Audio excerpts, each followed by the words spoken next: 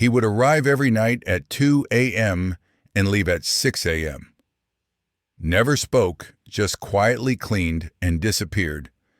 Young soldiers saw him only as a shadow until that night when they stayed late at the gym and noticed the man's weightlifting technique.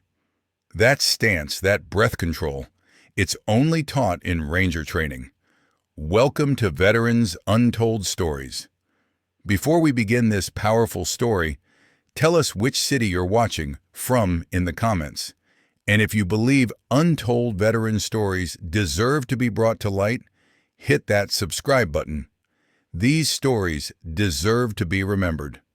The gym at Fort Braxton Military Base was a completely different place at night. The iron pieces where hundreds of soldiers shed sweat during daylight hours turned into something like a graveyard in the silence of night. Half of the fluorescent lights were off, only emergency lamps glowing, with nothing but the quiet hum of machines breaking the silence. At exactly 2 a.m., the back door would slowly open.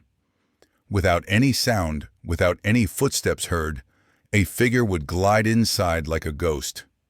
An old man, wearing a gray tracksuit, worn sneakers on his feet, pushing a plastic cleaning cart. His identity had never been questioned because no one showed enough interest to look at him twice. Even in the management roster, he was listed simply as night cleaner.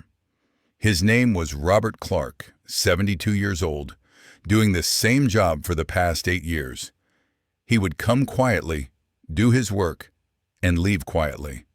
Never talked to anyone, never greeted anyone, only made his presence known through the signs of his existence.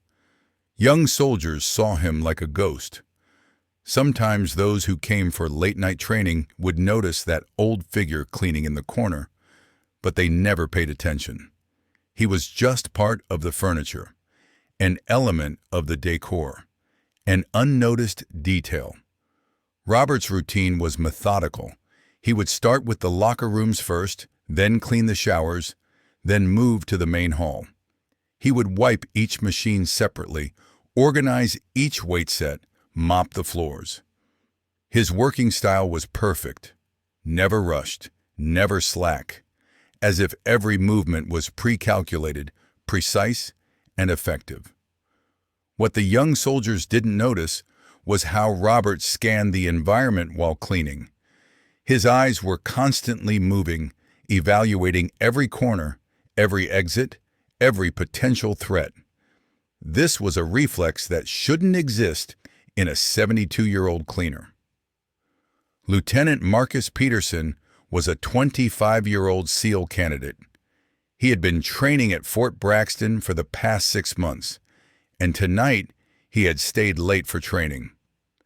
When it reached 3:30 a.m., he still hadn't finished his squat set. Normally, the gym would be empty at this hour, but he noticed that old man cleaning in the corner. Marcus had seen him before, but had never paid attention. Now he was really looking for the first time. The man was about 6 feet tall, broader shoulders than he had thought, perfect posture even while cleaning. His way of moving was also strange. No footsteps. Every step seemed pre-calculated. When Marcus finished his squat set, the old man had started organizing the barbell sets. That's when he saw it.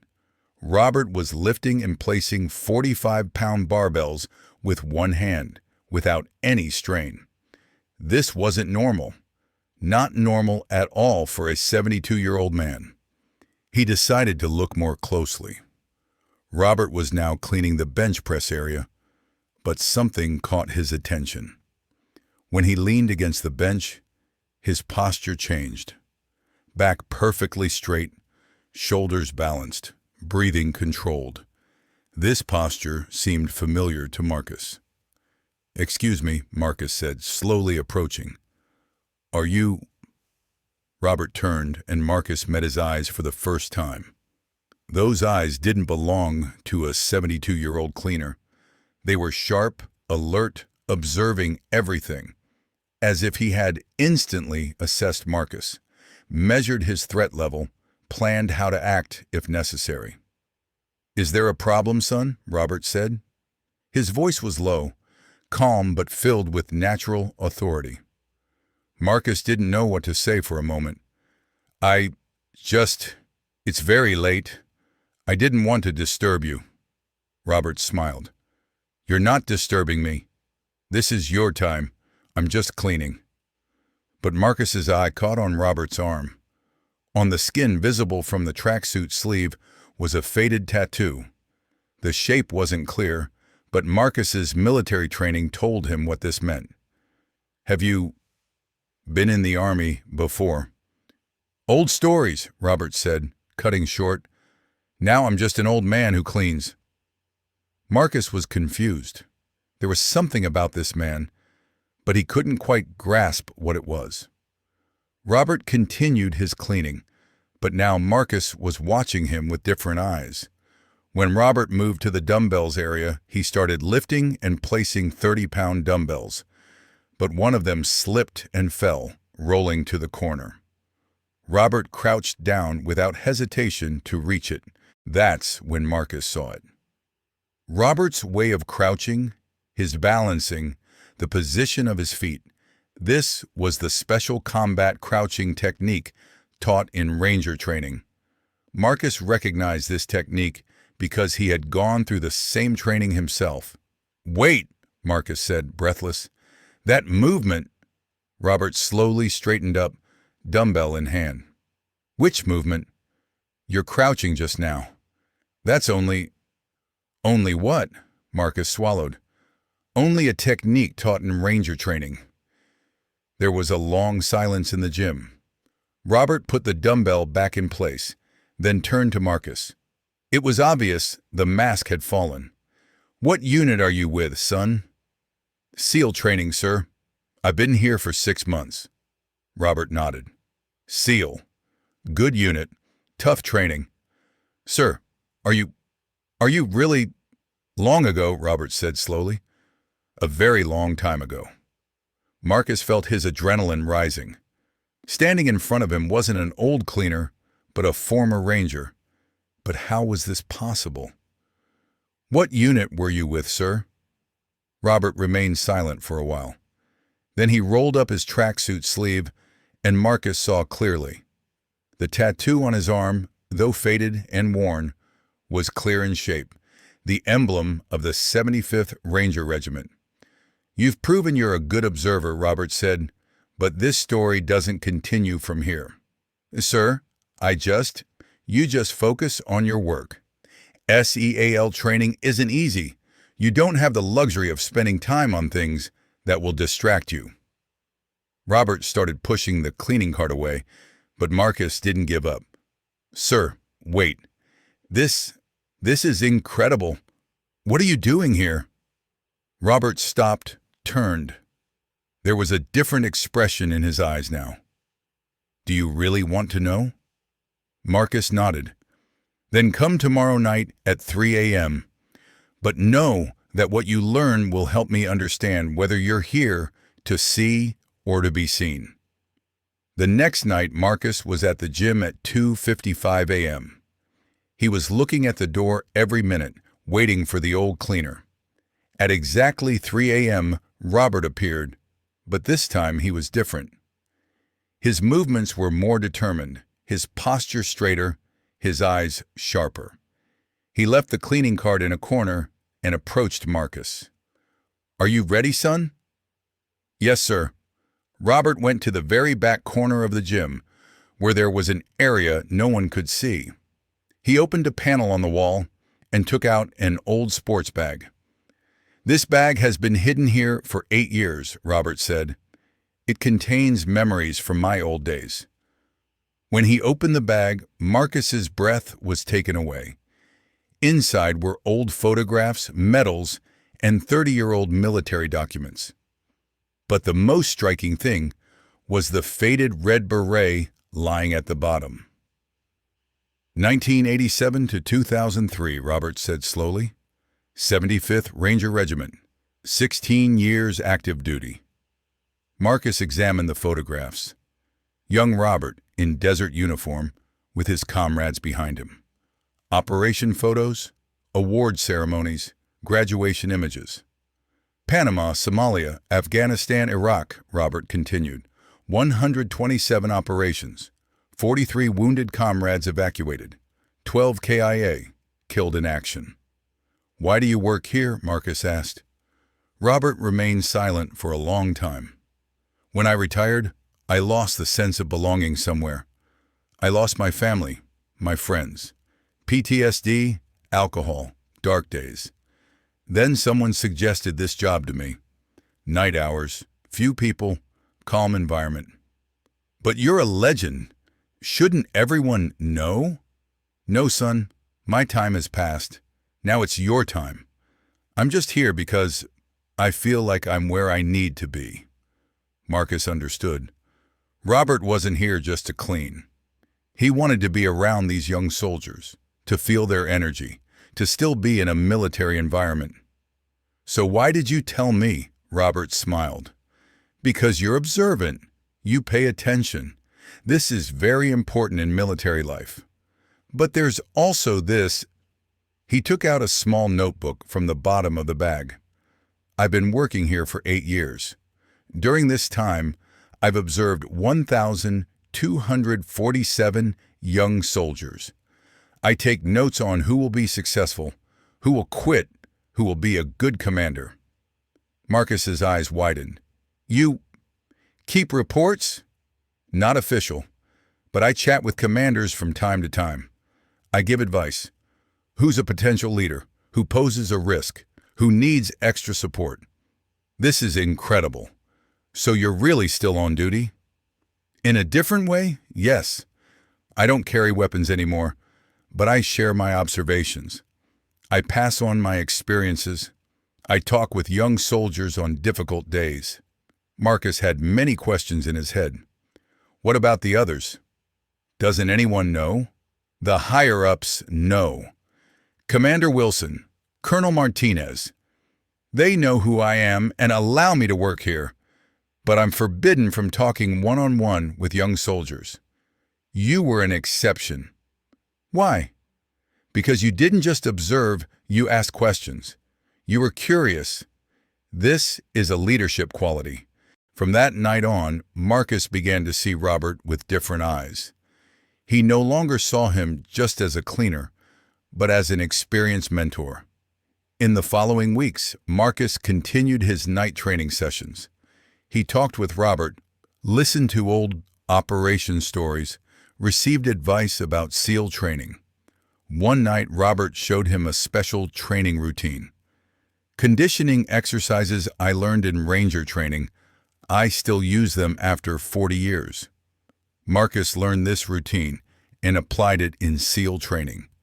His performance improved significantly. Another night, Robert taught him wartime stress management techniques, mind control, breathing techniques, focus point determination, life-saving skills. Months passed. As Marcus's SEAL training became more difficult, Robert's advice became more valuable. Mental endurance, teamwork, leadership. The old Ranger's experiences were priceless. One night, Marcus had a very difficult day. The training sergeant had scolded him in front of everyone. He was on the verge of failure in physical tests. When he found Robert that night, the old man had understood his situation. "Tough day?" "One of the toughest." "Sit down." The two stood in the middle of the gym, among the surrounding cleaning supplies. "Look, son," Robert said, "in 1989, I went on a mission to Panama. My first major operation. Everything went wrong. Plan failed, communication was cut, we lost 2 of our friends. That night, I told myself, you're not worthy of this." Marcus was listening. But my commander called me. "Clarke," he said, "there are no perfect operations. There are only soldiers who can stay standing. You managed to stay standing. Now be stronger with what you've learned." So what happened then? Then I served for 14 more years, 126 more operations. Because that night, I learned that failure isn't the end, it's the beginning. Marcus felt better. You're a good soldier, Marcus. I've observed. You have discipline, determination, team spirit. You just need to be patient. After that night, Marcus's performance began to improve. Robert's experiences and moral support helped him stay on his feet during his most difficult periods. Months later, Marcus successfully completed SEAL training. On graduation night, he went to find Robert one last time. "Congratulations, son," Robert said. "I knew you would succeed. Thanks to you, without your advice. Number, you earned your own success. I just gave a little direction." Marcus's eyes filled up. "How can I thank you?" Robert smiled. "Be a successful soldier. Be a good leader. Help future generations. That's the best thanks." Marcus hugged Robert one last time. "I'll never forget you." "Me neither, son." The next morning, Marcus said goodbye to the base. He was going to his new assignment. But before leaving, he talked with Commander Wilson. "Sir, about the night cleaner Robert Clarke." "Ah, Robert. You mean him?" "Yes, sir. I learned his real identity." "Good. He's a great man. Having him here is an honor for us." "Sir, others should know his story too," Commander Wilson thought. "Maybe you're right, but it should be with Robert's permission." That night, Commander Wilson talked with Robert. His suggestion was to tell Robert's story to young soldiers, not just as a legend, but as a mentor. Robert thought for a long time. If it will help the young people, why not? A few months later, a special ceremony was held at Fort Braxton. Robert Clarke officially revealed the identity he had hidden for 8 years. He told his story to young soldiers. Now he worked not only as a night cleaner, but also as an experienced mentor, cleaning during the day, mentoring at night. Robert's story spread throughout the base, but he was still the same humble man.